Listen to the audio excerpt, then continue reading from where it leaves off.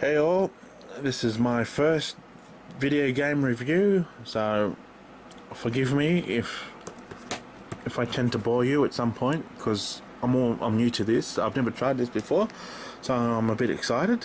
So anyway, my first game review is a game I've always wanted to review, and it is Lemmings for the SEGA Master System. This is one kick-ass game.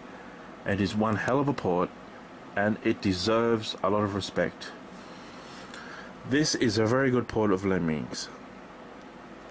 It's a very good puzzle game. You know, it's got really good graphics. The graphics are really good, detailed. The sound and audio and music is excellent, I must say. And so what I'll probably do is I'll just talk about it a little bit first, and then I'll show actual game footage. And then you'll probably hear me talking over that as well as I explain a few more things. So, yeah. Well, first of all, Lemmings is a... Let's just get one thing straight. Lemmings is a British game. Okay? It is not an American game. It is not a Japanese game. And it's certainly not an Australian game. Okay? It was developed by DMA Design in the UK in 1991. It was a game originally made for the Commodore Amiga, and a year later in 1992, obviously the game was so popular it got ported to so many different consoles. You know, nearly every console you can think of got a port of this, so it's no exception that the SEGA Master System got a port of it. And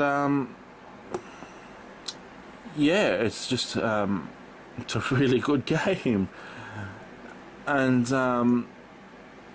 this SEGA Master System port was developed in 1992 by Probe Software, who were also British game developers. And this came out in 1992 on the SEGA Master System, only a year later after the original Commodore Amiga version. And I'm fully aware that SEGA Master System software was long gone by 1992 in North America, so this game never did see a North American release. It was made specifically for the power regions, being Europe, Australia, Hong Kong, you know. So yeah, and I think the Sega Game Gear also got a port, which was ported from the Master System version, I believe. And the Game Gear version, it was available worldwide at the time in 1992, which is almost exactly, it's very extremely similar to this version, the Game Gear one, but I noticed there's a few more flaws in that one. One of the flaws being that the screen is very small.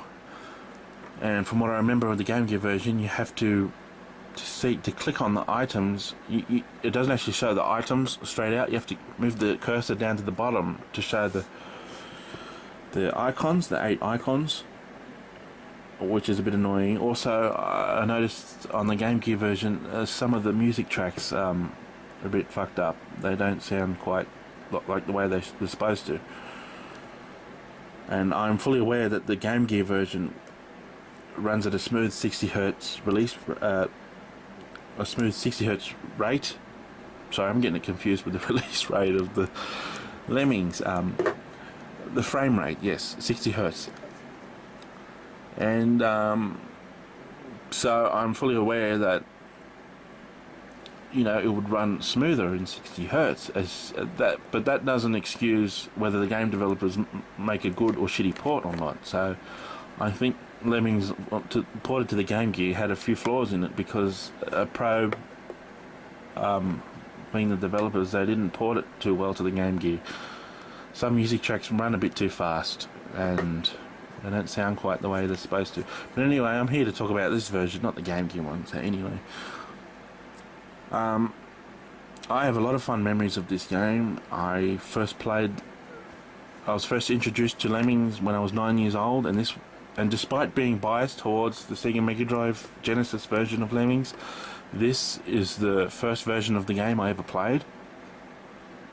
And all I had before this on the Master System was action platformer. So when I got this was my first puzzler on the Master System. I didn't know what the hell to do.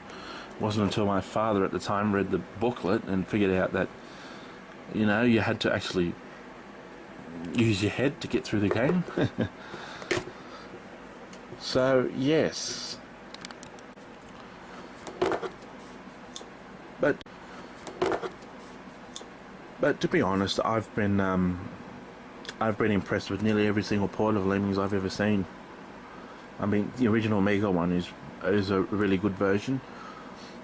The SNES, Super Nintendo Entertainment System version, is also a very good one. I like that one, and I like the soundtrack to that one a lot. I know that music sounds a bit sour in that one, but it's a very good port. And this one's a very good port. It's very faithful to the original Mega version, with nearly all the levels are identical, except for the special levels. I think, yeah, they're not in this. The soundtrack to this game is very, very good. But I'll explain about that a little later. So I'll just show you some game footage now, and I'll continue talking over the game footage. So yeah.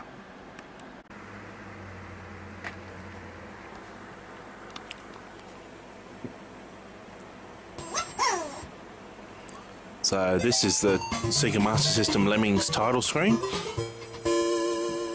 Not badly animated.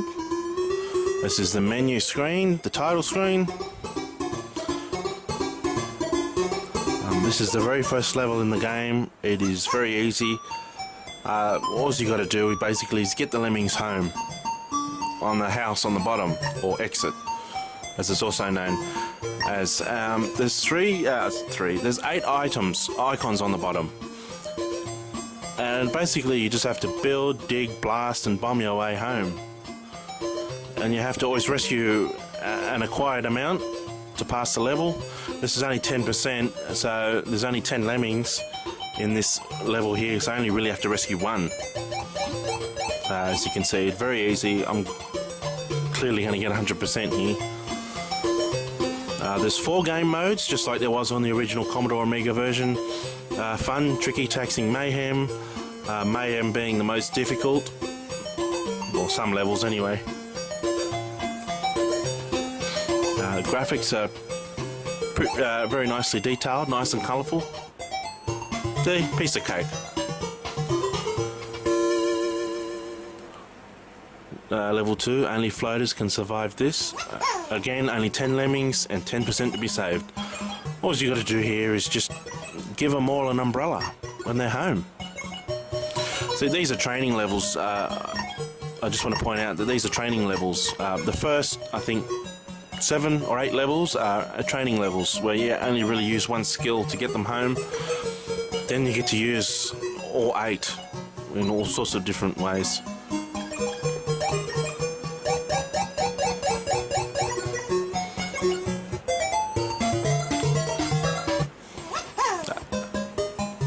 There is a slight lag in this game.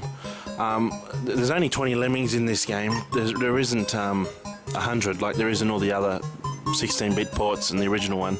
There's only 20 on this one, and I think that's due to limitations. There is still 120 levels, but there's only 20 Lemmings available in every level as the maximum.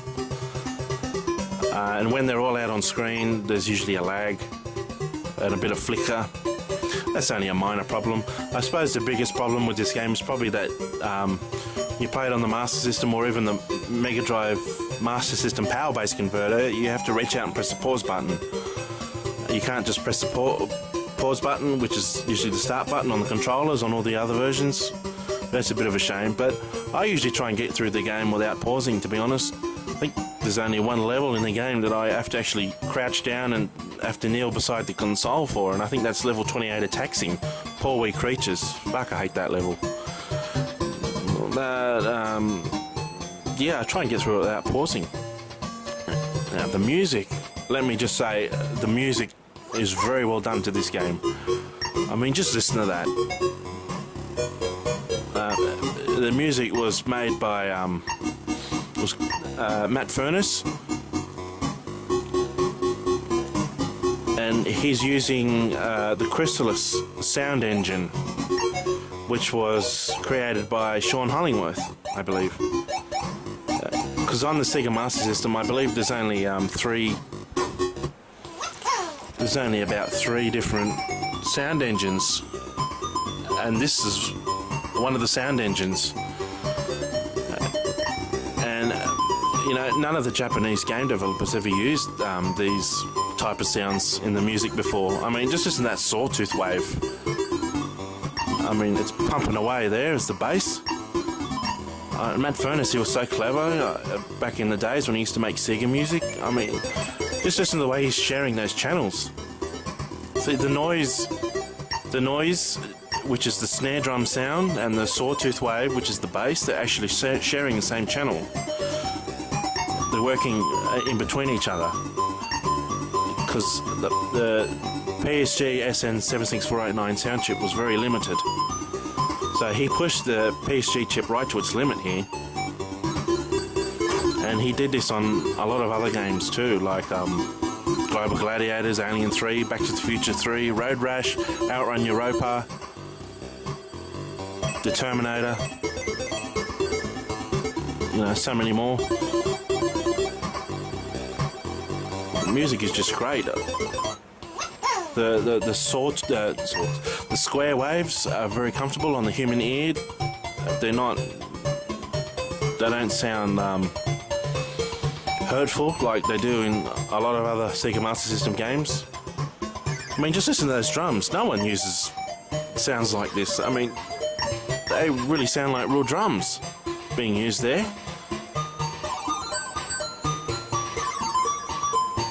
The drums are created entirely out of just white noise and square waves. Oh, this is my favourite song in the game. Always has been.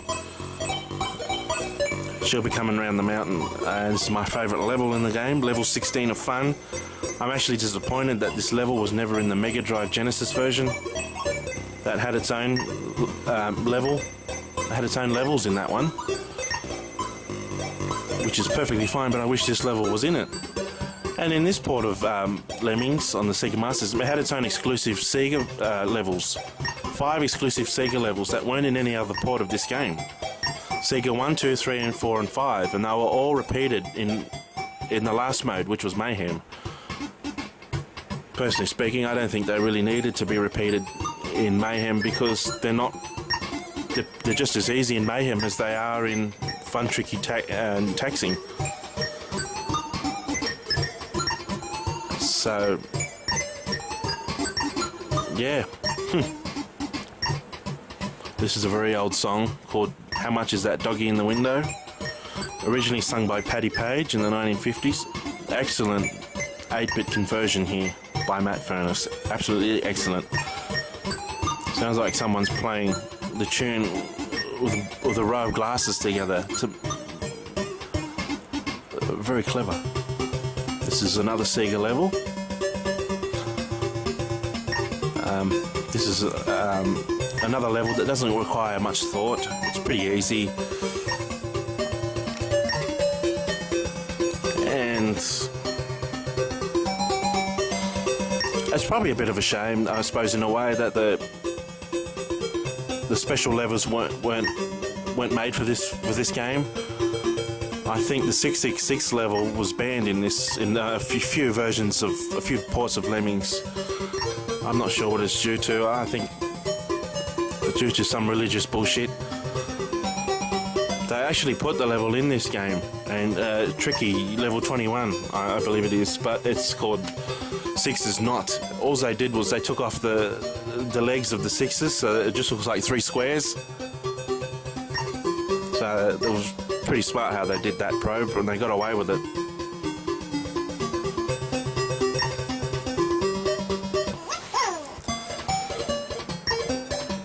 This is Matt Furness. He used a few exclusive tunes in this version, in this port, that weren't in any other port, and this song is one of them. This is an old English pommy tune called My Old Man Said Follow the Van. It's about a husband and wife who are trying to move house by putting all their stuff in the van.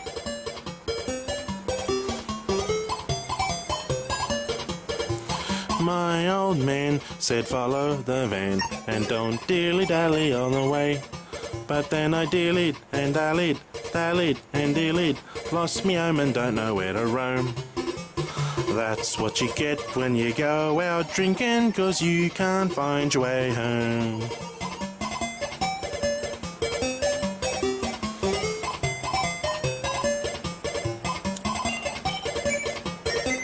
So, as I pointed out before, there's only 20 lemmings in most levels. That's the maximum there is in this game, in this port.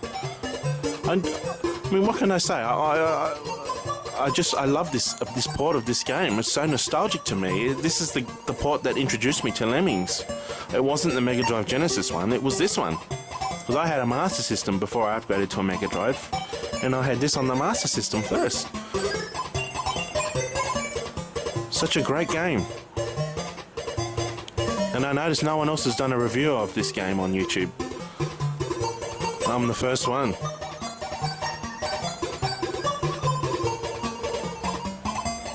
This is level 17 of fun. Pretty easy. Because most levels are easy. It's an easy port, to be honest. It's not really that hard. Probably level 28 of Taxing is probably the hardest level. As I said earlier, that's the one that I only really have to pause on. And at the end of this game, it's get an exclusive ending where the Lemmings dance the can-can. They don't do that in any other versions. I think I'll just run out of things to talk about. I hope you enjoyed this. See you later.